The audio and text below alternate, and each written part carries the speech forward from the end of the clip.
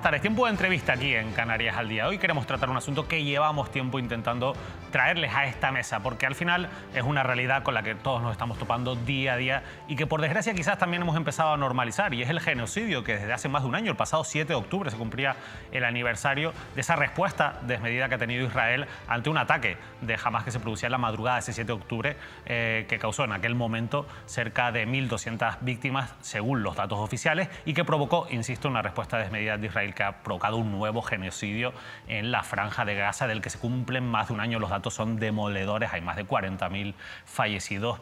Hay más de 12.000 personas que necesitan una atención y ser evacuadas cuanto antes de la Franja de Gaza porque no tienen el tratamiento adecuado. Bueno, una situación dramática en la que niños, mujeres y personas vulnerables se han visto golpeadas por esa reacción de Israel. La verdad es que es una situación ante la que la comunidad internacional en varias ocasiones ha elevado la voz, pero en la práctica no se ha hecho nada, y además hay una tensión en la zona con países como Líbano o Irán que están dificultando mucho el trabajo de una posible diplomacia que lleve a la paz, que es la palabra que todos queremos que pueda triunfar en la región de la Franja de Gaza. Bueno, para hablar de todo ello nos acompañan dos profesionales sanitarios, dos palestinos que conocen muy bien, que además son pues unos grandes activistas sociales que han defendido pues la dignidad del pueblo palestino durante muchos años, y que hoy además desde esa óptica sanitaria nos van a ayudar a entender un poco qué es lo que está ocurriendo y cómo están viviendo, sobre todo desde la población gazatí, esa situación tan dura que está provocando este genocidio, insisto, que desde hace más de un año se está llevando en la zona de Oriente Medio, en la Franja de Gaza. Y para ello nos acompañan Raji Mores, que es oftalmólogo y miembro de Sanitarios con Palestina. Raji, gracias por estar aquí en Mírame Televisión. Gracias a ustedes por darnos esta oportunidad, y gracias a los compañeros sanitarios canarios con Palestina para poder tener esa oportunidad de explicar la situación. Has comentado que el 7 de octubre hubo un ataque de la resistencia palestina en Israel y que hubo 1.200 muertos. Según los datos oficiales. Según sí. los datos oficiales, y eso es verdad, 1.200 muertos, pero da la casualidad que según medios israelíes, la mayoría de los 1.200 fallecidos fueron por disparos y armamento israelí del ejército, y está aprobado. Eso es interesante. Hoy vamos a hablar de datos y vamos a intentar explicar esos datos, porque al final sí que es verdad que aquí nos ocurre, como en cualquier conflicto bélico, que los datos llegan de cada parte interesada y evidentemente... Y siempre nos quedamos con la primera que llega. Sí, y no la analizamos. Por eso es interesante. Pero bueno, los datos oficiales y los que se manejan son los que hemos dado, y está muy bien que hagamos esa aclaración, porque es un poco también el objetivo de esta entrevista, aclarar cosas, y para ello también nos acompaña Jihad Suleiman, que es presidente de la Asociación Europea de Cooperación con Palestina, además con muchísimos años también de activismo social detrás. 23 años. 23 años. La asociación de hace 23 años. 23 años. Quiero, antes de entrar en detalle, preguntarles rápidamente que nos ayuden a entender, a contextualizar cuál es el vínculo que ustedes tienen con Palestina. En tu caso, ¿cuál es el vínculo, hija? En mi caso es hacer seguimiento de toda la cooperación que llevamos a Palestina para digamos, la sociedad más desfavorecida, digamos, mujeres, niños, atención sanitaria, especialmente en la Franja de Gaza. Sí, yo entro también en Palestina como un palestino, porque yo tengo, digamos, el carnet de Palestina como palestino hace poco tiempo. ¿Cuándo saliste de Palestina? Fuera de Palestina. Sí. Llevo desde el año 67, 58 años, pero tardé 42 años en poder entrar. Entré como miembro del Consejo Nacional Palestino, invitado al Consejo Nacional. ¿Tuviste que salir por necesidad, por obligación? Salí porque tenía que estudiar. Digamos, en aquellos momentos, en un ambiente bélico en Amán, persiguiendo, digamos, a los palestinos en aquellos años, no era el mejor momento para estudiar en Jordania. Tenía una beca para Moscú y la cambié para España. Y en España me siento exactamente feliz. Raji, ¿en tu caso? Yo nací en Jerusalén, mis padres son palestinos, y por problemas políticos y laborales, siendo palestino en un territorio que en aquel momento administraba Jordania, pues la situación para los palestinos no era muy favorable, y salí con 10 años con mis padres hacia Colombia, ¿sabes? Teníamos familia en Colombia y pudimos salir y me desarrollé en Colombia y después vine a estudiar a Salamanca medicina y me especialicé en oftalmología. Al final, la atención sanitaria es fundamental en cualquier conflicto bélico, lógicamente. Aquí, además, hay un colectivo que es Sanitarios con Palestina que se está movilizando en el sentido de ayudar. ¿Cómo está funcionando esta organización? Increíble. Nosotros estamos aquí por ello. Nosotros estamos aquí gracias a ellos. ¿Han notado una solidaridad, digamos, internacional, y en este caso de los sanitarios también de Canarias, de cara a colaborar? No solo de Canarias, el pueblo español siempre ha estado con Palestina. Otra cosa son los dirigentes. El pueblo español siempre ha estado con Palestina. ¿Lo ves así también? ¿Crees que el pueblo español ha sido solidario con la causa palestina, históricamente? Yo no he sentido otra cosa que la plena integración y además la plena cercanía en la lucha con las fuerzas progresistas aquí en España. Pero el pueblo español en general es un pueblo sureño, es un pueblo que tiene una relación también con la cultura árabe durante muchos años y siempre ellos se sienten también agradecidos a la presencia árabe que tenía que salir en un momento determinado con el legado que han dejado.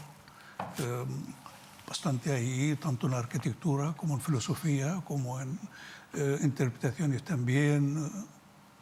Digamos, han dejado un legado de cultura extraordinario, no solamente de cultura y también de desarrollo del país. ¿Y socialmente consideras que hay un apoyo generalizado entre el pueblo español con el pueblo palestino? No cabe duda.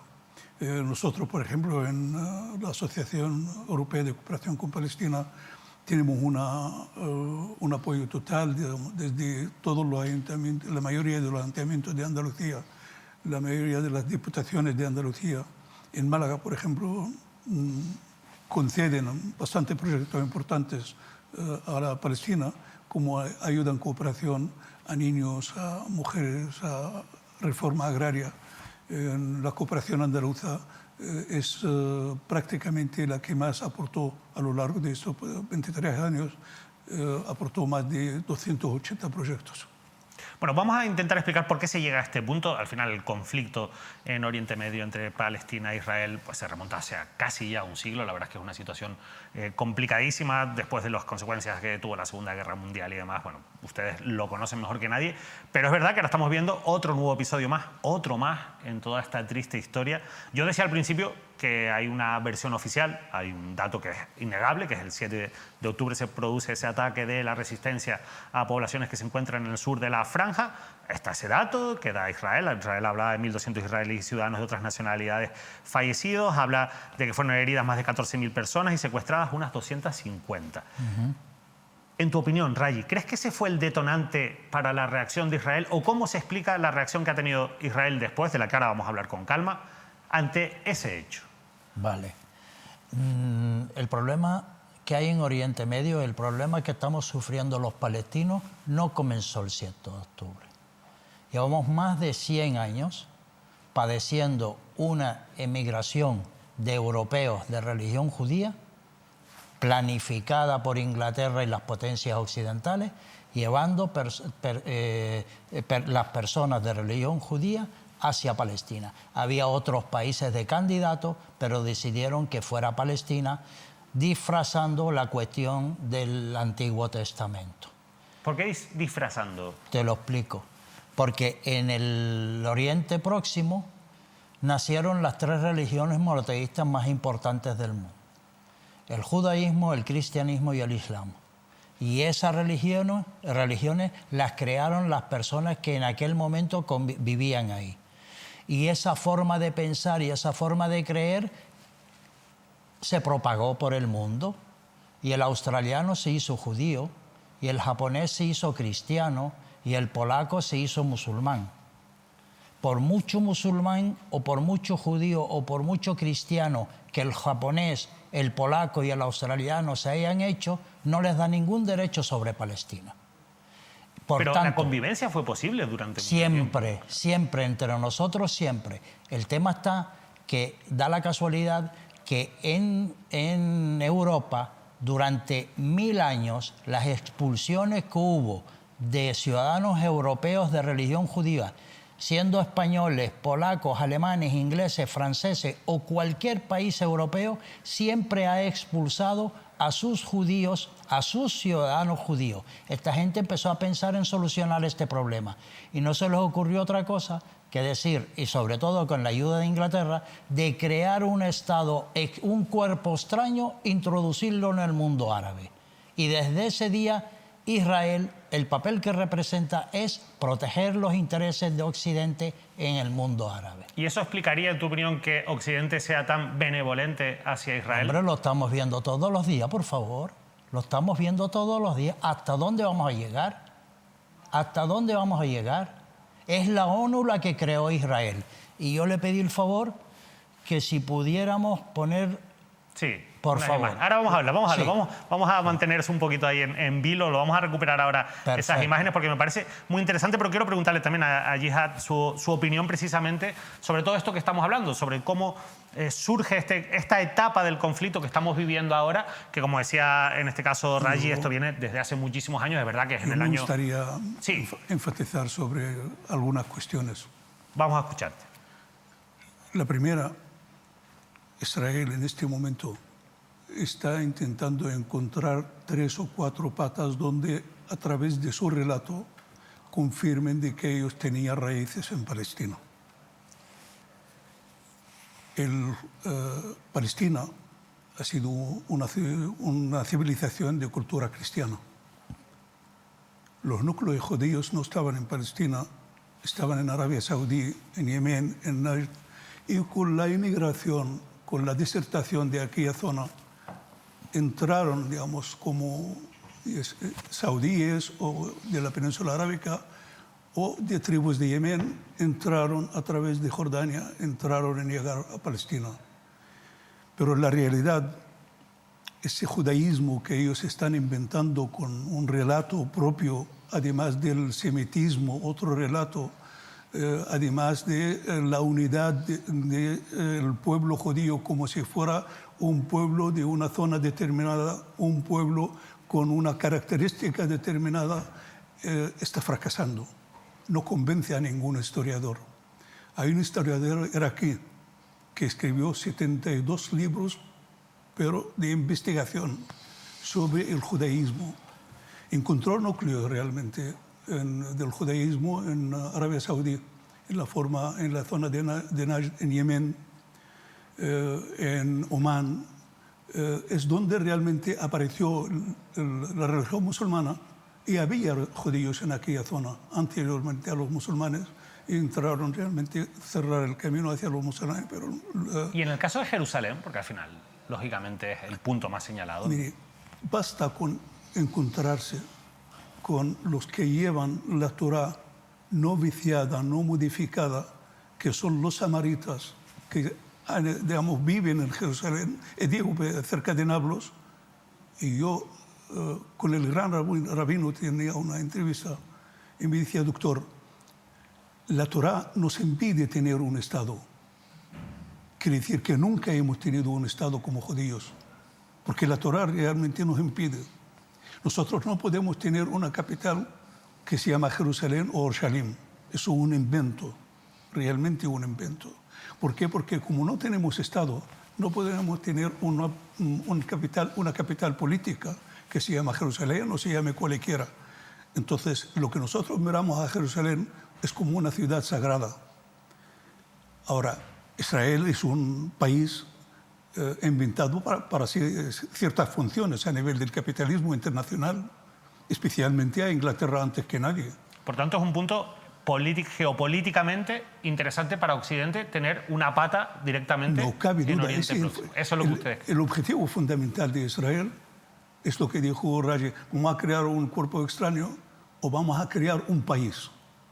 Y eso empezó a tener cuerpo después de tener allí sus investigadores en forma de arabistas, sus investigadores en el siglo XVIII que han estudiado toda la zona y han tenido el resultado que le gusta a Inglaterra, que reunió con otros 8 países europeos, entre ellos España y Portugal, para definir cuál es el plan que el nuevo colonialismo va a implantar en la zona de Medio Oriente. ¿Qué es el plan? El plan realmente es que esa zona es muy rica, porque todos los que han ido de aravistas son espías, y a la cabeza de ellos es Lawrence de Arabia. Entonces, todos esos espías dieron sus informes, y Inglaterra, que tenía ganas de acercarse a Indonesia, a la India, a Pakistán, decía, aquí tenemos que tener un Estado.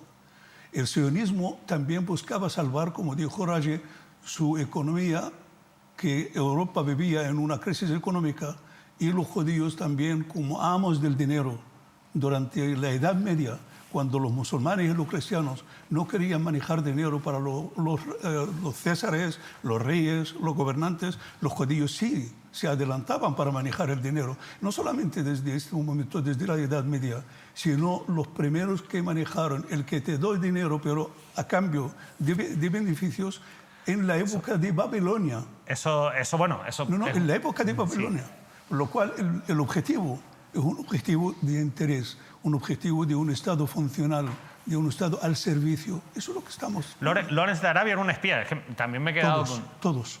Pero sin embargo en Jordania es una persona bastante respetada y de hecho se veneran. Por ejemplo, hay una casa de Lawrence de Arabia que se visita turísticamente. Nadie entró con mente sin función. No, pero es curioso, me llama la atención, lo digo porque al final hay figuras que en todo Jordania este relato... el que es respetado es Claude Basha, que era un asesor inglés del régimen de Jordania, del reinado de hashemita de Jordania. No, lo comento porque, bueno, y tiene una casa... Al final, Jordania es un país muy visitado y ahí aparecen desde un país que al final recoge esa multiculturalidad, que te voy a contar de ti, pero que esa multiculturalidad, y la figura de Lawrence de Arabia es una figura respetada. Yo por lo menos lo sentía así. Hay alguien que puede creer que después de lo que están haciendo con el pueblo palestino en Gaza, en Cisjordania y en el Líbano, hay alguien que puede creer del relato de ellos del antisemitismo, si son los primeros antisemitistas.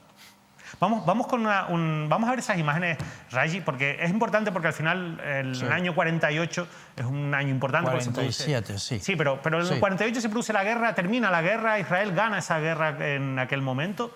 No, en el año 48 Israel, con Ben Gurion a la cabeza, declara la creación del Estado de Israel. Y declara la creación del Estado palestino después del conflicto bélico. Lo decía, lo quería poner un poco en contexto, porque en estas imágenes que vamos a ver si podemos verlas ahí en pantalla, estamos viendo 4 imágenes, 4 mapas de la zona. Y son 4 imágenes interesantísimas. Exacto, vamos a ver ello, pero yo quería insistir en lo del 48, que es cuando, como dices tú, oficialmente se crea ese Estado de Israel, porque estas imágenes son del 47. ¿Qué estamos viendo ahí? Vamos a ir de izquierda a derecha.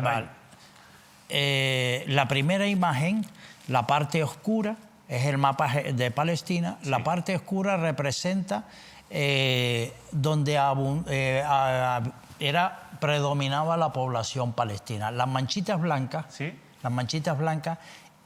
son las regiones en donde están viviendo los europeos de religión judía que habían llegado a Palestina desde los finales del siglo XIX hasta que, después de la Primera Guerra Mundial, Inglaterra queda bajo su mando la administración de Palestina y favorece mucho más la llegada. Llegaban barcos, no cualquier canoa, no, barcos enteros que llegaban a Palestina y asentaban ahí. Y para abajo pone, esos son mapas de la ONU, no son míos. Son mapas de la ONU. De la ONU, cuidado, son datos de la ONU. Sí. Ese pone 1947. Sí, efectivamente. 1947.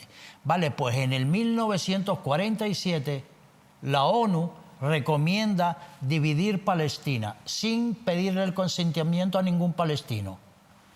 Y le dice que voy a dividir Palestina.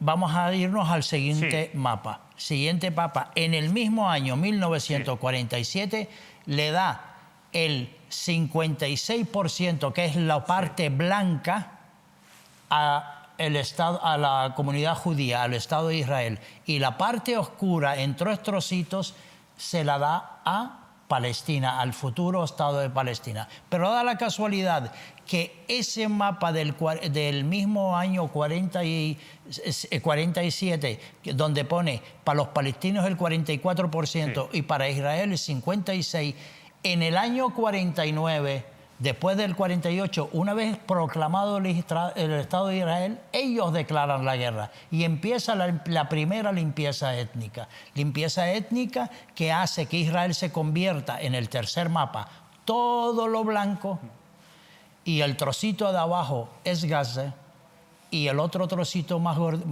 grande es lo que hoy la tele llama Cisjordania. Cisjordania. Por Eso tanto, es el 77% aproximadamente, ¿no? El 78%. Por tanto, desde el año 47, cuando la ONU recomendó la partición de Palestina, quédense con ese dato, desde el año 47, cuando la ONU recomendó la partición de Palestina, todos los territorios que no le dieron a Israel son territorios ocupados. Y por derecho internacional, los territorios ocupados es obligación del ocupante largarse y del ocupado defenderse e intentar recuperar lo suyo. Esto es importante. Hoy, por supuesto, Israel ocupa el 100% de Palestina, porque en el último mapa, las manchitas naranjas, el último mapa es el del año 2002, hace 22 años. El último mapa que tiene la ONU, porque se habrán cansado de sacar mapas para no llegar a ningún lado. Esas manchitas naranjas son donde viven la mayoría de los palestinos, 3,5 millones de habitantes viviendo en islotes no comunicados y controlados todo el resto, el color azulito, todas son asentamientos y controlados por Israel. O sea, hemos pasado de que la solución de la ONU, digamos, diplomática era vamos a repartir el territorio entre palestinos y la comunidad judía, sí, señor, a que el territorio esté ocupado mayoritariamente por Israel. Y me vas a perdonar. Claro. ¿Puedo aclararte una cosa? Porque es importante. Has dicho, vamos a repartir entre palestinos y la comunidad judía. Sí. No. Yo no tengo ningún problema con el judío. Nosotros en Palestina... Pero en aquel momento era así. O sea, en el 47 no existía el Estado de Israel. Por tanto, realmente lo que se estaba haciendo era repartir entre comunidades. Entiendo. No. Repartir... Es que ahí es donde está... Es que hay que aclarar bien. Las emigraciones que iban allá no eran todos los judíos. Eran judíos que habían creado el movimiento sionista, que es un movimiento que quería conseguir una colonia, crear un Estado, un hogar nacional judío. Hogar nacional judío. Más racista no puede ser, porque hay millones de judíos que se manifiestan hoy en Washington, en Nueva York y en el mundo entero diciendo esto no es mi nombre. Esto que está haciendo el gobierno y el Estado de Israel no es judaísmo. El judaísmo, su creencia es que el judaísmo no tiene Estado. Al final, un poco lo que nos encontramos es el fracaso de la comunidad internacional, un poco siguiendo ese relato, ¿no? Es decir, al final ahí se intenta buscar una solución que yo no sé si era la mejor o la peor en aquel momento, pero la realidad es que frente a lo que propone la ONU, lo que se impone es lo que quiere Israel. Lo que realmente nos encontramos ante el poderío colonialismo en forma de imperialismo actualmente y que tiene su peso sobre la política medio oriental. Digamos, los americanos, después de que también se aliaron con los ingleses, tenieron en cuenta una sola cuestión. Israel ya se crió con las diferentes etapas y con los diferentes también divisiones y diferentes propuestas, digamos, para la división del territorio, para encontrarnos ahora sin ninguna conexión los palestinos en las zonas que quedaron de Palestina.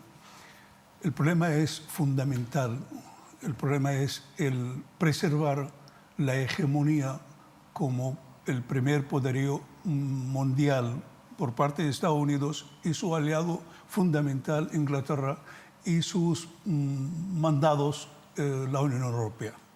Porque la Unión Europea lo único que recibe, mira, pon más dinero en la NATO, pon más armas a Ucrania y también la defensa del Estado de Israel y su derecho de defensa por encima de cualquier cuestión. No es gratis esto.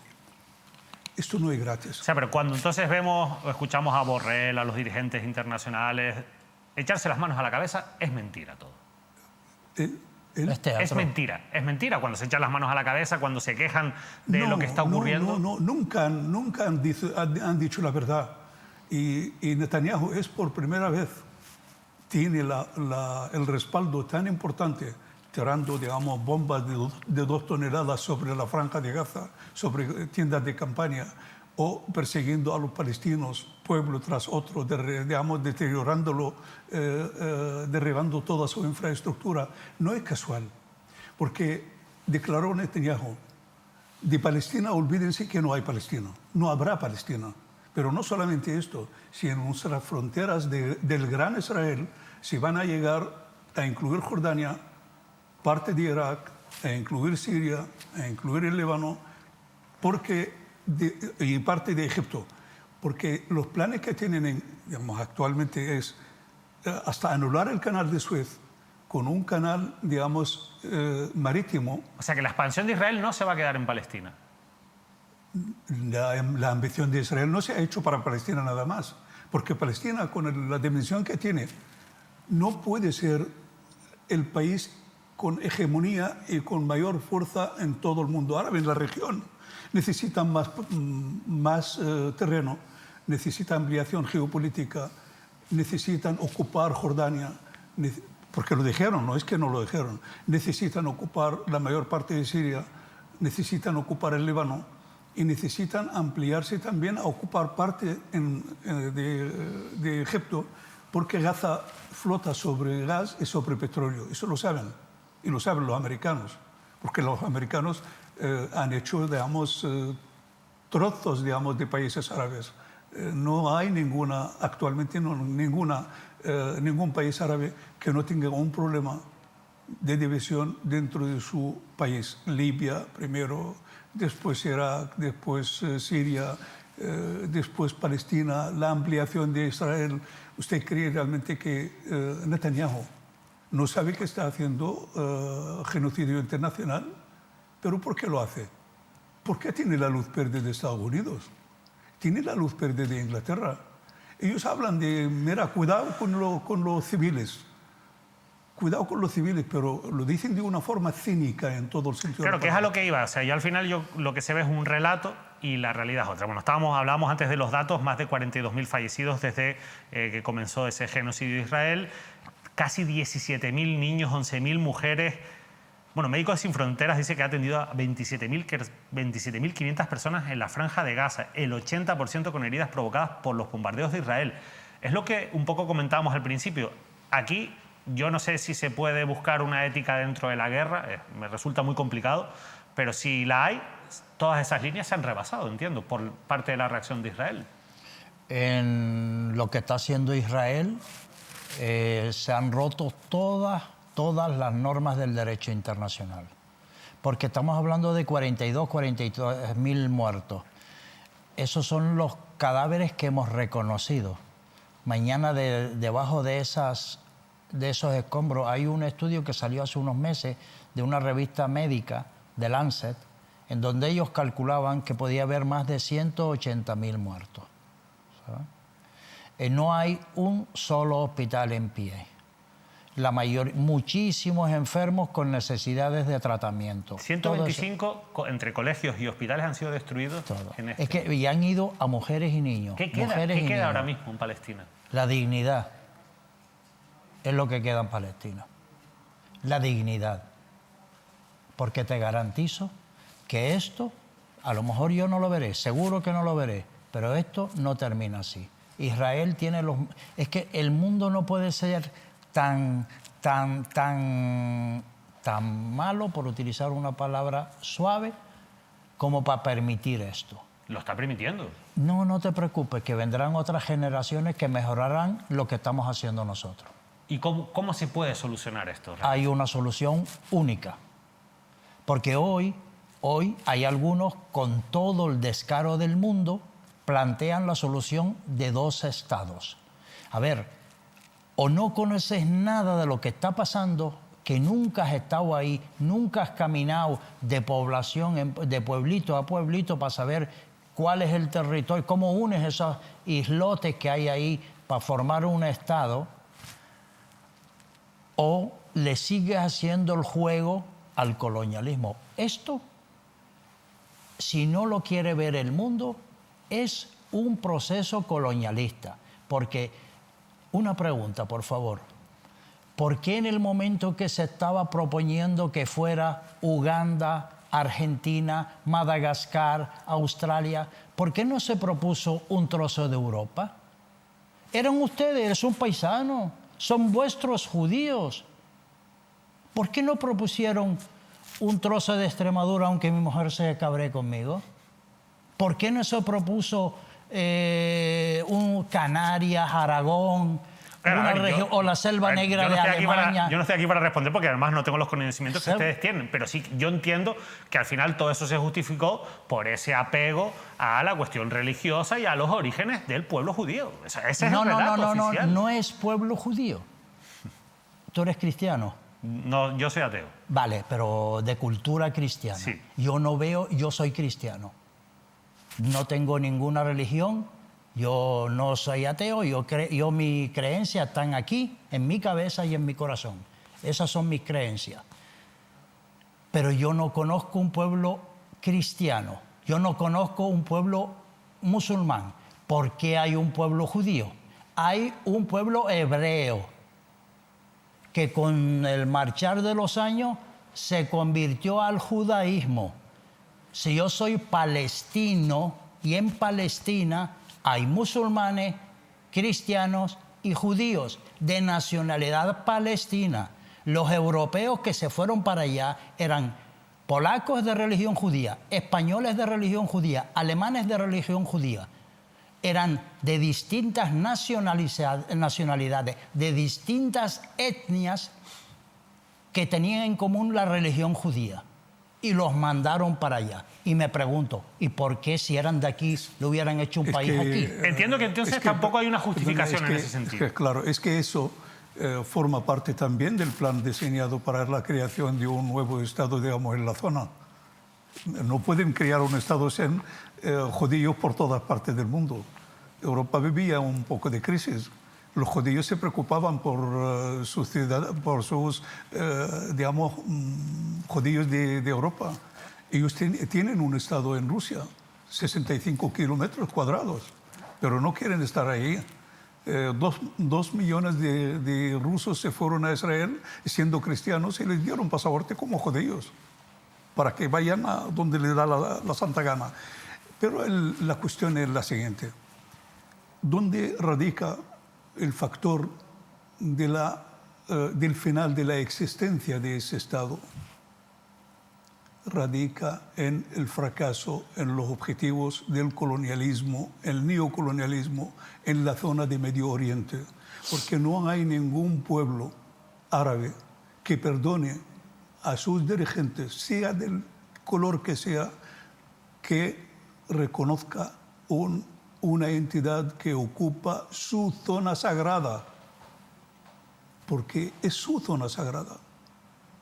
Jerusalén y toda la zona de Palestina, que siempre ha sido entre las religiones, primero la religión cristiana y la ciudadanía cristiana, y después vino también a compartir con ellos lo mismo, que son las mismas personas, el musulmanismo. Pero si no cabe esa solución que, como decía Raji, de los dos estados, porque no es viable en la práctica, porque eso es no conocer cuál es la realidad de la zona, ¿cuál es la solución?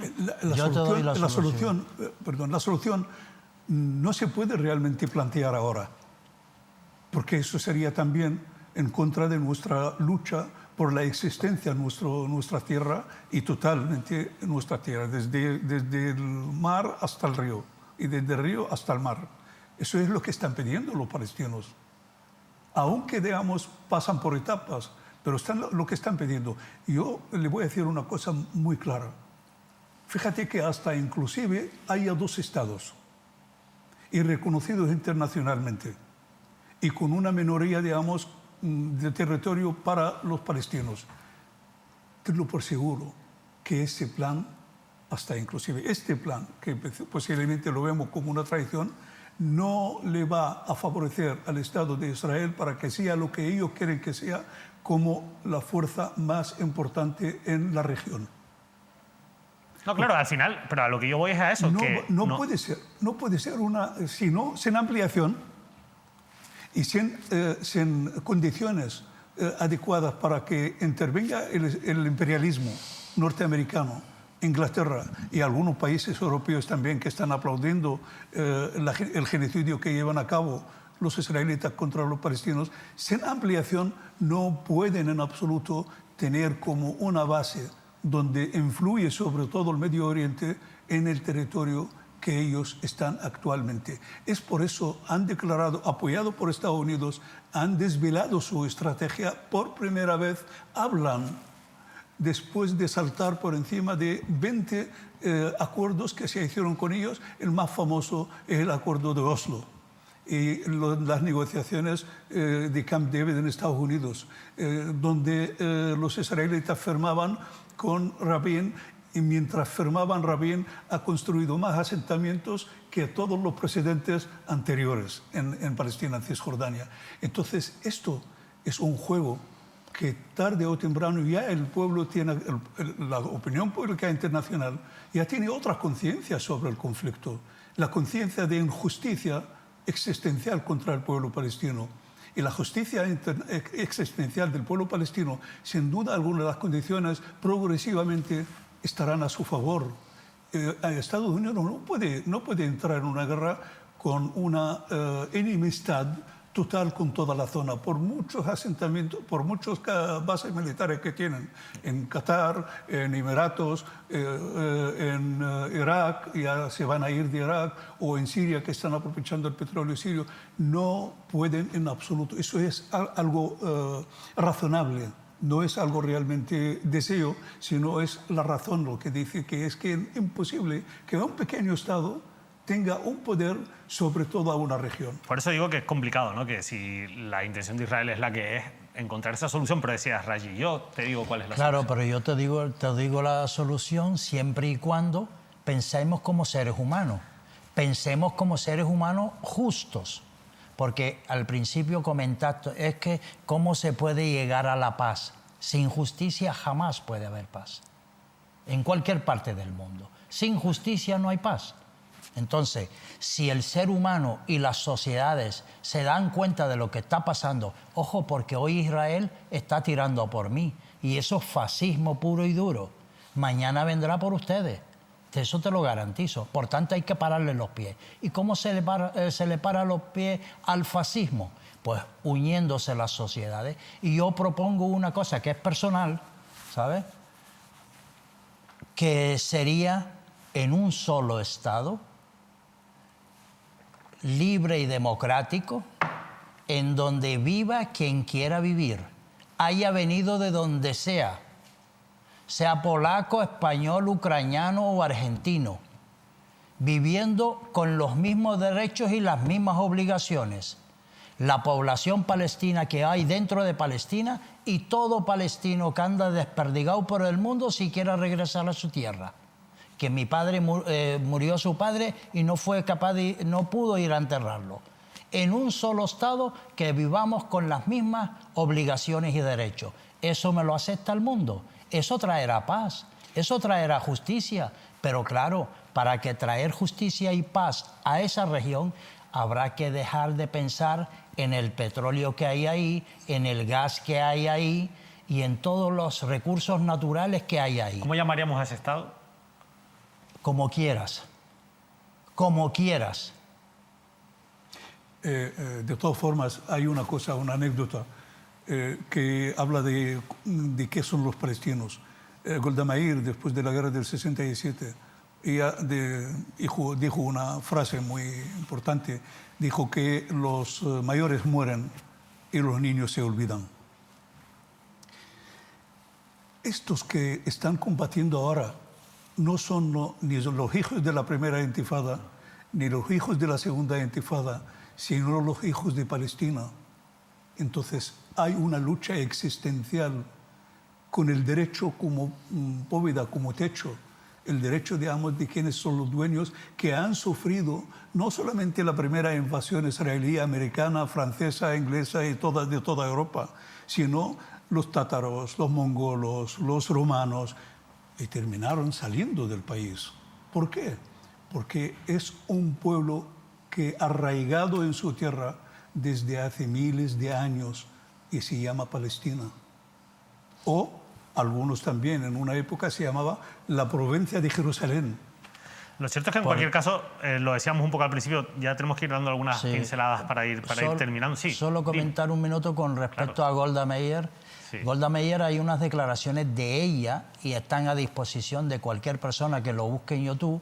Ella manifiesta: yo fui palestina, yo tuve pasaporte palestino del año 1922 al 1948. ¿Sabes? Lo dice la señora que fue primera ministra. Pero también todos los que han llegado de fuera han entrado con pasaporte palestino. Y en cuanto a los dirigentes europeos... Solo se podía entrar así, entiendo, durante una época. Claro. Que durante una época solo se podía entrar con pasaporte palestino. No pueden entrar de otra forma. Claro. Y en cuanto a los dirigentes que hoy se tiran de los pelos y ponen el grito en el cielo, varios de ellos estuvieron en los famosos kibbutz con el invento aquel de que Palestina era un desierto y había que ir a cultivarlo y a convertir. Palestina es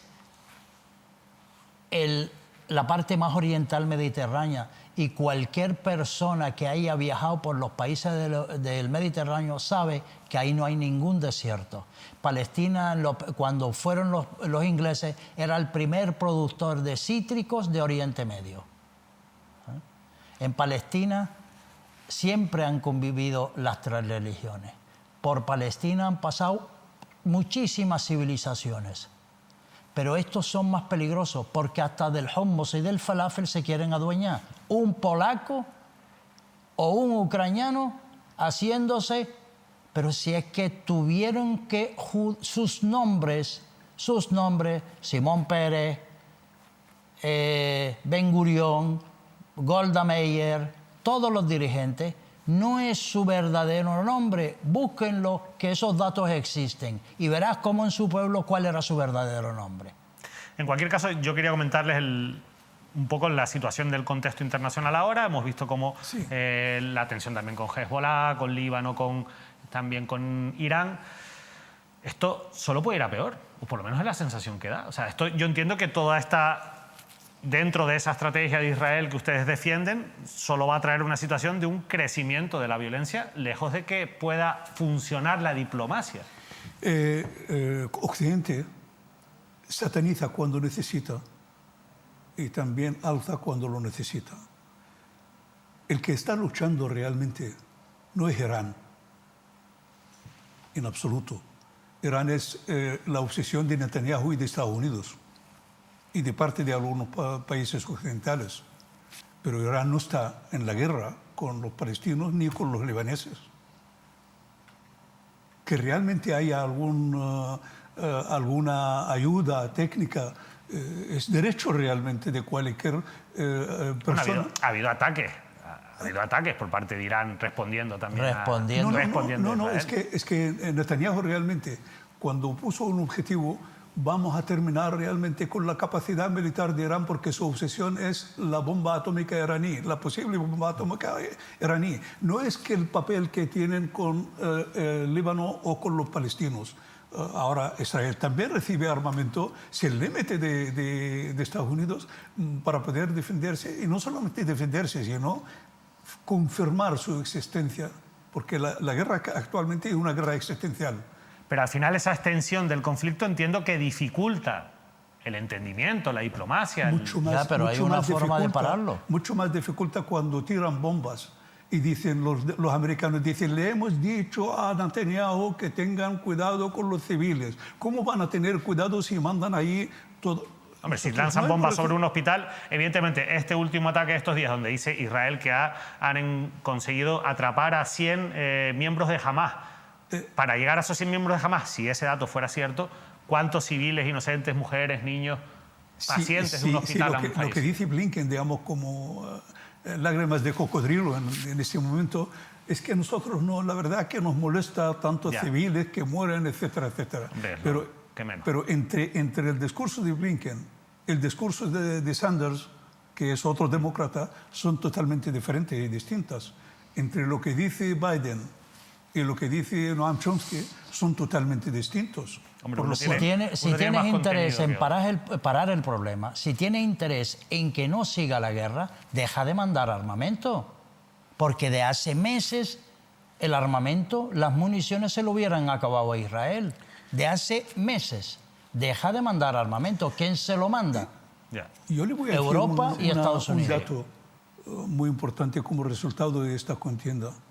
Es la primera vez en muchas décadas que países árabes se unen con otros países árabes en la defensa común.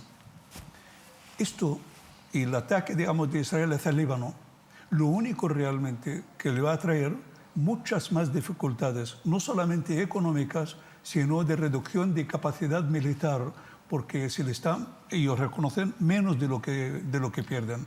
Hasta este momento, no sé cuántos miles de soldados heridos y también más de 1000 muertos. Eso es lo que reconocen ellos, pero nunca realmente permiten que la prensa tenga los datos oficiales. Quiere decir que todos les aconseja que ir a la guerra sin una estrategia clara, sin un objetivo claro, es ir a derrotarse, ir a perder esa guerra. Pero a Netanyahu no le importa esto. El hilo que yo le dije a Trump, no porque Trump mejor que Biden, ni mucho menos, si Biden decía que yo, si no existiera el sionismo, lo haría yo. ¿Me entiende? Si no, es porque Biden vino con mucha fuerza, con mucha bravura. No, el Golán es vuestro. Jerusalén es capital de Israel.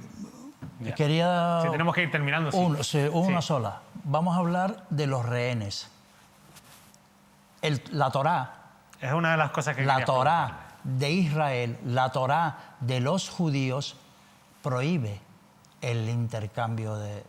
El que cae preso, allá la obligación del Estado de Israel es recuperarlo. Nunca hacen intercambio. Por tanto, me duele decirlo, pero que la gente se vaya enterando que Israel nunca tendrá intención de ir a intercambiar, ¿sabe? Pero, ¿y devolver a esas personas secuestradas por parte de Hamás solucionaría algo? Yo estoy seguro, por lo menos parar la guerra. Yo creo algo muy concreto, es lo siguiente. Israel sabe perfectamente que con lo que está haciendo no va a recuperar los rehenes, pero sabe perfectamente que con lo que está haciendo está cumpliendo con un plan estratégico para la Franja de Gaza, de ocupar la Franja de Gaza y ligarla o adherirla al resto de la entidad ocupante israelí. Esto, ellos saben que pueden sentarse, como anteriormente lo hacían con Shalit, el militar israelí que estaba en Gaza, cambiaron con 1000 o 1500 presos, entre ellos el que acababan de matar. Entonces, el interés es un interés estratégico de Israel. Queremos Gaza. O sea, vamos, que devolviendo, ni siquiera recuperando a esas personas secuestradas se solucionaría algo en la práctica. Otra cosa es que, bueno, habrá que dar pasos, ¿no?, en alguna dirección. Sí, el mejor paso es explicar y que las sociedades del mundo comprendan qué está pasando en Palestina y que, desgraciadamente, el fascismo está naciendo en muchos países y que, como no nos avispemos, vendrá por nosotros. Bueno, nosotros es lo que hemos intentado hoy, darles no solo voz a ustedes, sino también intentar hacer las preguntas que yo creo que mucha gente tiene, porque no todo el mundo tiene que ser un historiador que conozca todo el conflicto que existe en la zona, ni los detalles, porque al final, como en todas las guerras, los datos vienen pues muy manipulados, son muy intencionados, pero lo que está claro es que las imágenes no mienten, y si algo hemos avanzado con respecto a lo que ocurría hace un siglo en la zona, es que ahora estamos viendo las consecuencias de esa catástrofe. Estamos viendo sin duda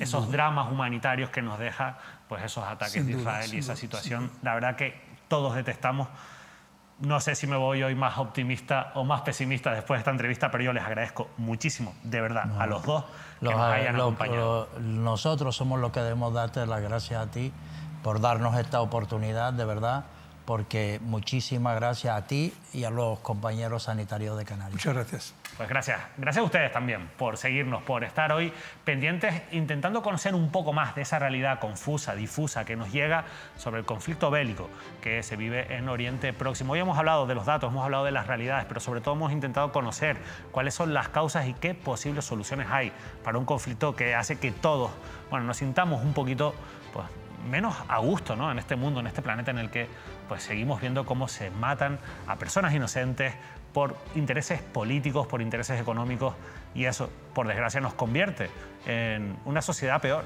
Ojalá que eso pueda cambiar. Nosotros nos despedimos, les dejamos en la compañía de toda la programación de Mírame Televisión.